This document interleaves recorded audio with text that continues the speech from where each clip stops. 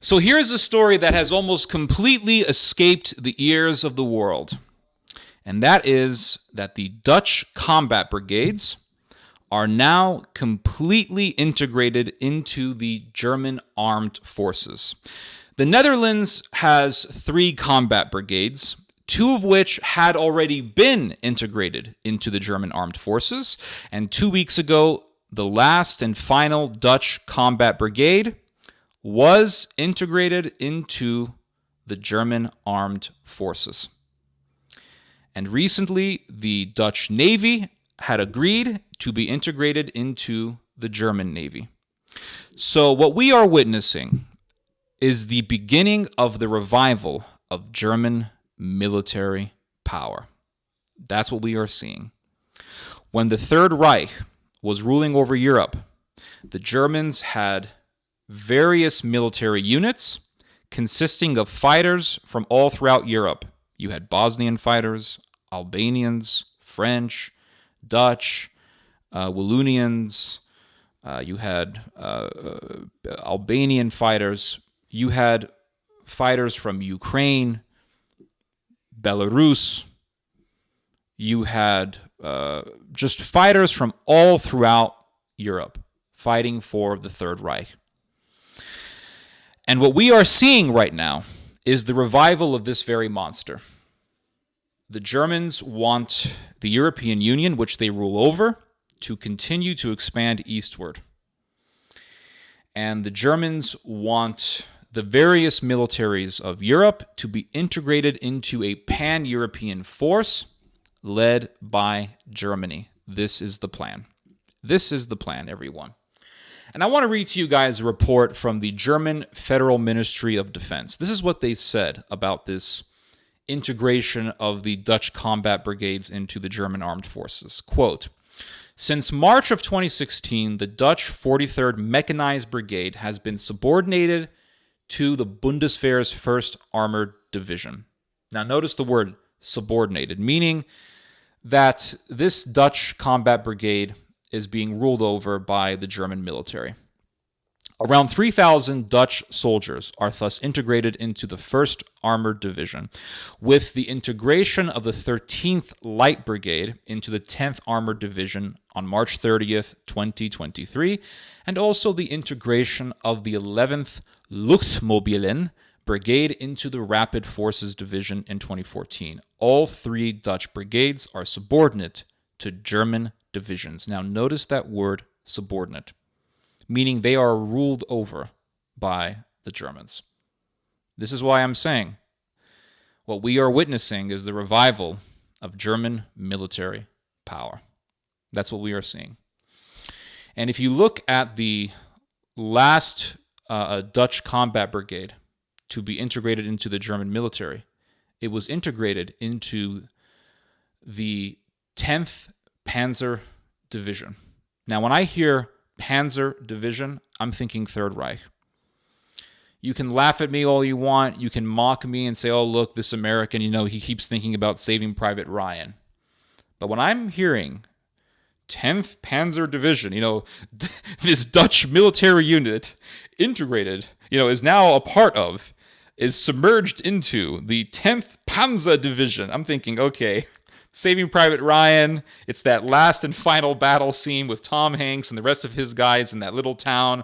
And Tom Hanks is wondering how many German tanks are coming, what kind of guns they have, and he's watching that sniper up in the tower use the sign language, in which the sniper is using sign language to indicate what type of weapons, what type of tanks the Germans are bringing, what type of armored vehicles they're bringing, and Tom Hanks is mentioning Leopard 2 tanks or something like that. Tigers. I think they were called Tigers. Yeah, Tiger tanks are coming, blah, blah, blah. This is what I'm thinking about. Because, hey, we had World War I. The Germans didn't learn their lesson from that. World War II. Do you think they've learned their lesson? The biggest lesson of history is that people don't learn from history.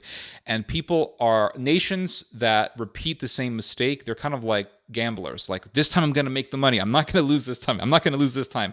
And they just repeat the same vices.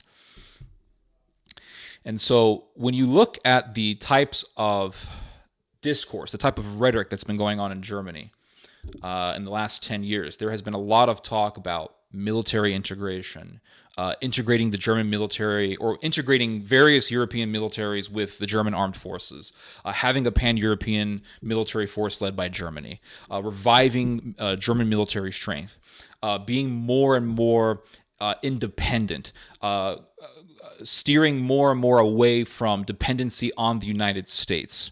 I mean, isn't that what Macron was talking about recently? Beginning to leave dependency on the United States. Didn't Macron describe NATO as brain dead? What we are seeing is the Europeans more and more wanting to become independent of American power and no longer wanting to be dependent on that very American empire.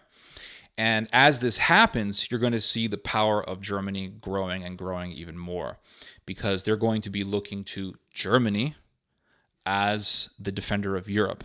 And the current chancellor of Germany, Olaf Scholz, he talked about how Germany needs to be the strongest military power in Europe to defend Europe.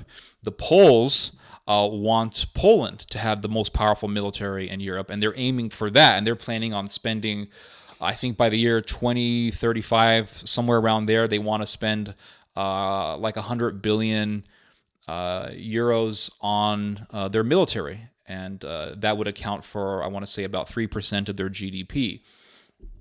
But I think the Germans, what they have in mind is using the other European militaries as defense for Europe, while at the same time having Germany being the leading military power in Europe.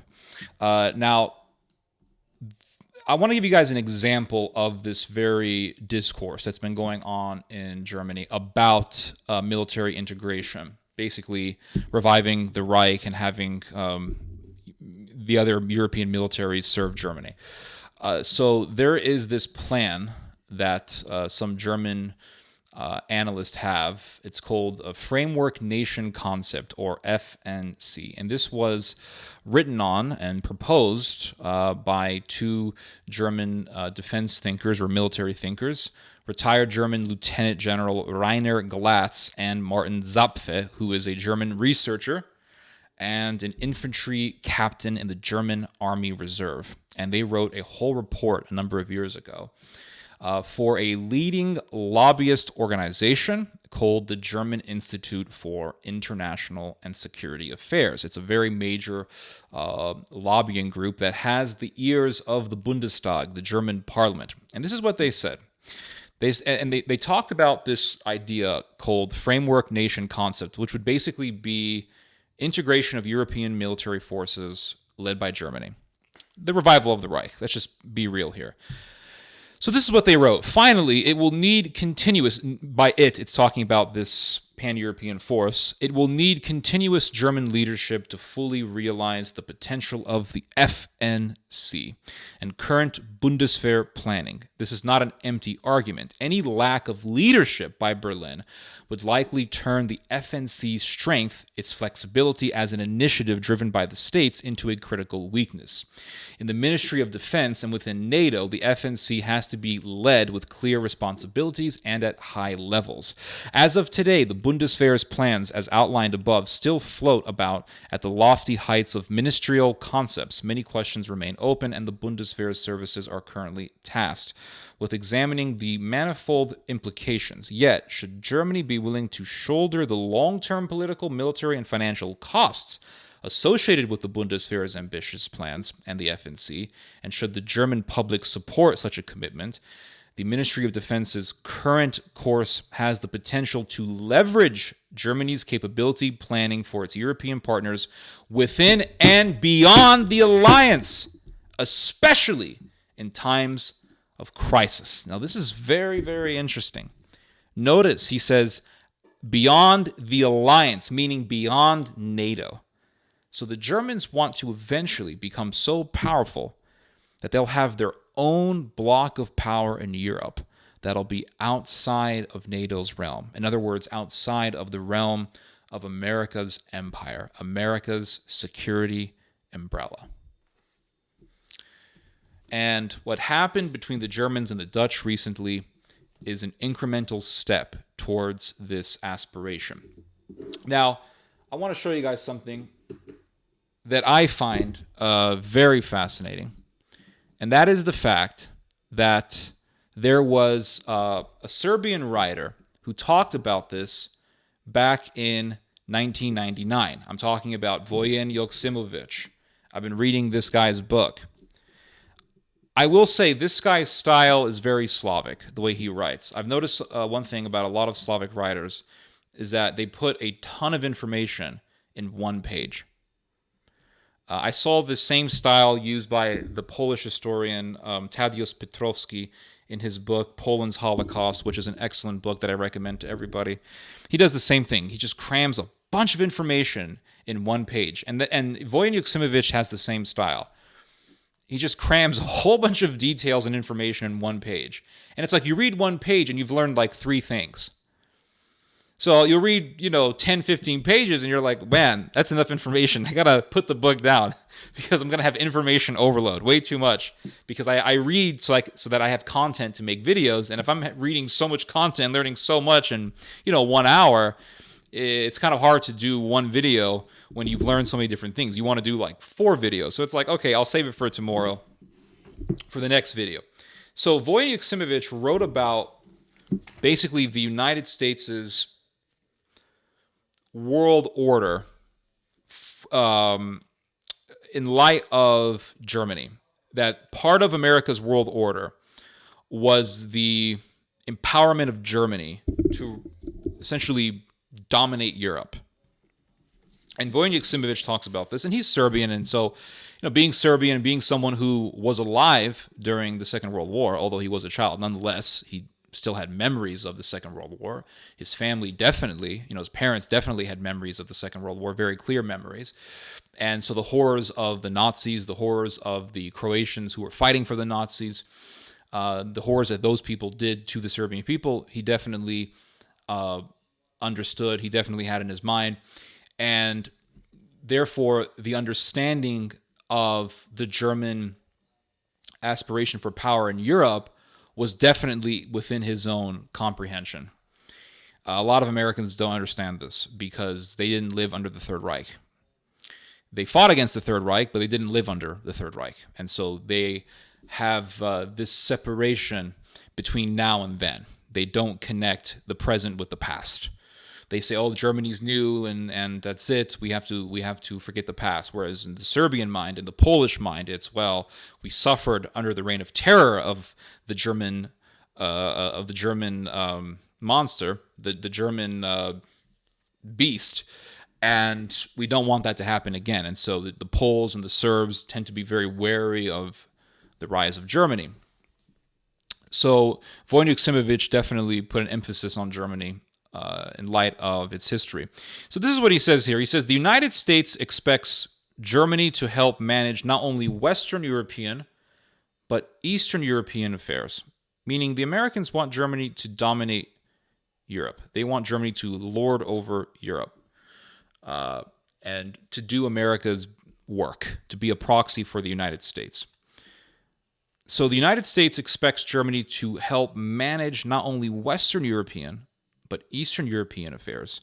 George Bush said in Mainz in 1989, Germany has become a partner in leadership. This partnership calls for German leadership in Europe, EU expansion to the East. Very interesting. And what are the Germans talking about today? EU expansion into the Balkans. And we know that the Germans want to integrate the European militaries with the German armed forces, which means that they want to have Croatian divisions, Bosnian divisions, Albanian divisions. Basically the same damn thing that happened with the Third Reich. And that definitely should worry us. And he goes on to say, Germany should serve as the center of Europe. This is the plan. Germany should serve as the center of Europe, which will be the most technically developed region and thus the wealthiest. He wrote this in 1999. And we're seeing what he wrote coming to life before our eyes. We've been seeing the buildup of this for decades, because in 1995, you had the first German-Dutch military integration. And this is written about by the German Ministry of Defense. It talks about how in 1995, there was the formation of the first German-Dutch Corps. And in 2014, you had the 11th Air Mobile Brigade being integrated into the Rapid Forces Division, which is a German division. In 2016, you had the 43rd Mechanized Brigade being integrated into the 1st Armored Division. These are all German divisions having Dutch soldiers being integrated into their ranks. Now, there is another part of the book that talks about why Germany supported NATO expansion towards the east, NATO Eastern expansion, which is what led up to the mess that we're seeing right now in Ukraine, the nightmare that we've been seeing in Ukraine, and that is NATO expansion to the east, Russia not wanting NATO to gulf up Ukraine and to gulf up whatever buffer Russia had left, because the Baltic states are with NATO, Poland is with NATO, Georgia is with NATO, and these countries border with Russia. These areas border with Russia. And so the Russians are tired of NATO just taking its buffer zones. Russia doesn't want that, understandably so. Any empire wouldn't like this. America wouldn't want this. Why do you think we had the whole Cuban Missile Crisis? Why do you think the United States armed Contras in Central America? It was because the Americans didn't want Russia using communists as proxies near the United States. They didn't, or really within America's sphere of influence, because Central America is a part of the American empire. So no empire would want this. So it's understandable as to why Russia would do this. America would do the same thing. And so Russia wants Ukraine as a buffer between itself and NATO. And NATO hasn't really given a damn about this desire or of this warning from Russia. And the Germans have supported NATO Eastern expansion. There's a reason for this, and the book talks about this. It says here that a Washington Post columnist, Jim Hoagland, wrote, "With the outcome of the Russian Revolution still uncertain, Germany would prefer to push NATO's frontiers to the east, so that any fighting would be done on Polish soil rather than on German territory." So the Germans were saying, yeah, Poland, yeah, become a part of NATO, yes, more eastern expansion, yeah. Why? Because before NATO went east, Germany was the frontier of NATO. In other words, if there was going to be a war between NATO and Russia, the war was going to be in Germany, because that was the closest that NATO was to Russia. So the Germans didn't want this. So the Germans said, no, go more east. So that way the Germans can move more to the center, and the frontier of NATO will be Poland, the Baltic states, those areas. So that way, they can have the Slavs deal with a Russian expansion. And so it says here, getting Poland into NATO means Germany would cease being NATO's eastern frontier guard, and would move to the center of Europe, psychologically and geographically. So the Germans have had this plan for a long time of using the Slavs to fight the Russians. They did this during the Second World War. They supported NATO eastward expansion for the same reason, to have the Slavs fight the Russians. They did this in the Second World War. They used the Ukrainians, they used the Croatians to fight against Russia and its Serbian ally. And they don't mind using the Slavs as cannon fodder. So the mentality has never changed. It's still the same. And the Germans, they want the EU to move more eastward. Why? Because they want Germany to appear more at the center of Europe, because that gives it more of a perception of power, and it gives it more of this prestige of being at the center, of being the head of Europe. We are at the center. And so we see all of these things happening. German and Dutch integration. We see how in the past the Germans supported NATO Eastern expansion so that they could use the Slavs to fight the Russians. We're seeing the Germans moving more and more towards military independence, political independence. We're seeing the rise of this multipolar world. And Trump is still extremely popular. And I will say that Trump still has a very, very high chance of becoming president. And if he does, then you're going to be seeing American isolationism becoming more intense and more of a reality.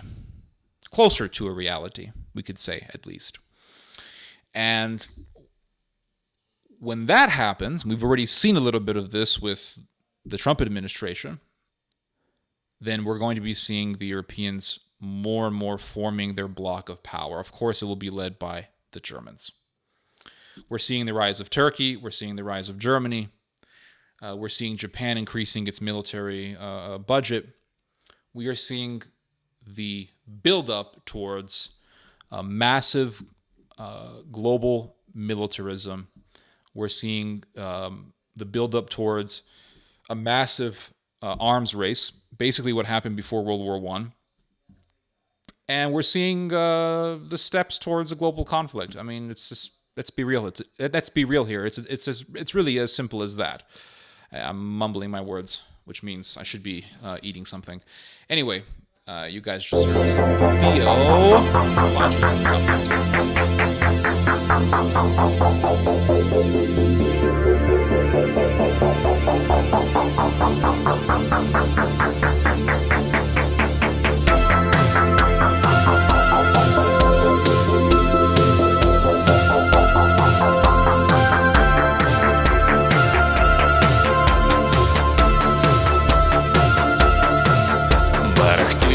Вогнів, клятих гірлянд, білий шум останнього снігу.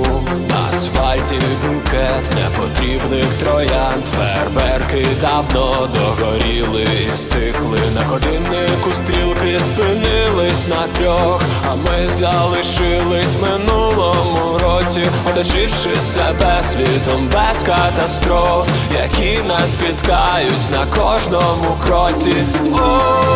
Ось і все, всі гості пішли,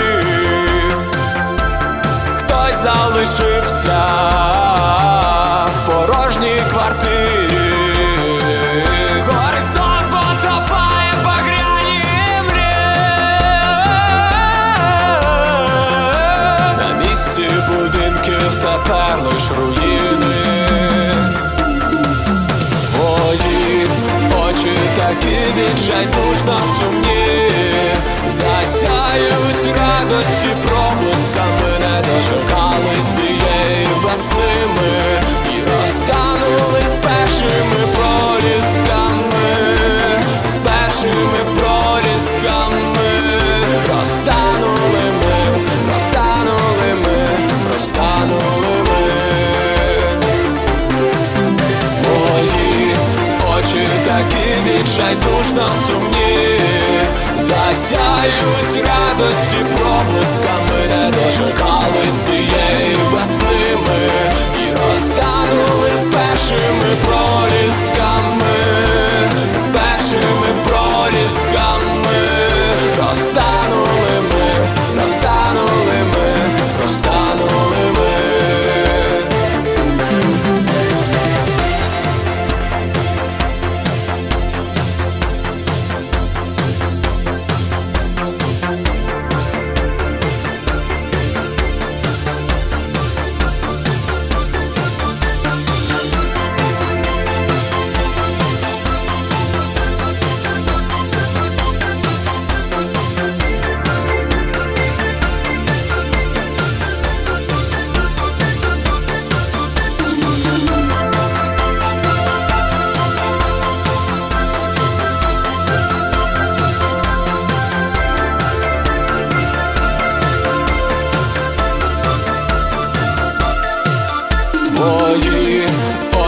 такі відчайдушно сумні, засяють радості проблисками, не дочекались цієї весни ми.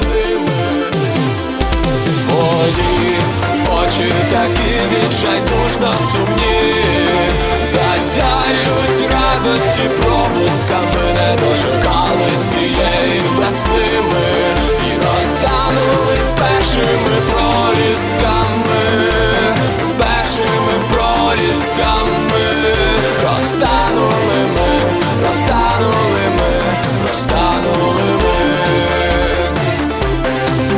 Твої очі такі відчайдушно сумні, засяють радості проблисками, не дочекались цієї